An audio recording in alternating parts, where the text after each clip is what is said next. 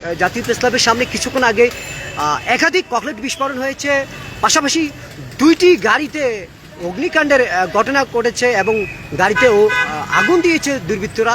তবে কে বা কারা এই আগুন দিয়েছে তা সঠিকভাবে কোনো তথ্য আমরা প্রাথমিক অবস্থায় পাইনি।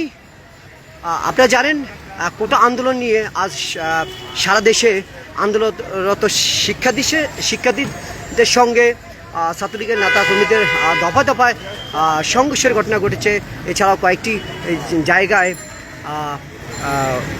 কয়েকজন ছাত্র নিহত হওয়ার ঘটনাও ঘটেছে।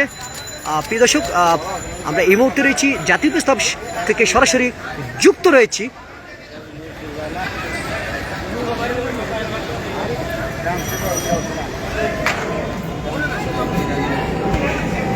কিছুক্ষণ আগেই এখানে একাধিক ককলেট বিস্ফোরণ করা হয়েছে, পাশাপাশি দুইটি গাড়িতে আগুন দিয়েছে দুর্বৃত্তকারীরা। তবে কারাই আগুন দিয়েছে সঠিকভাবে এখন পর্যন্ত কোনো প্রাথমিক তথ্য আমরা পাইনি।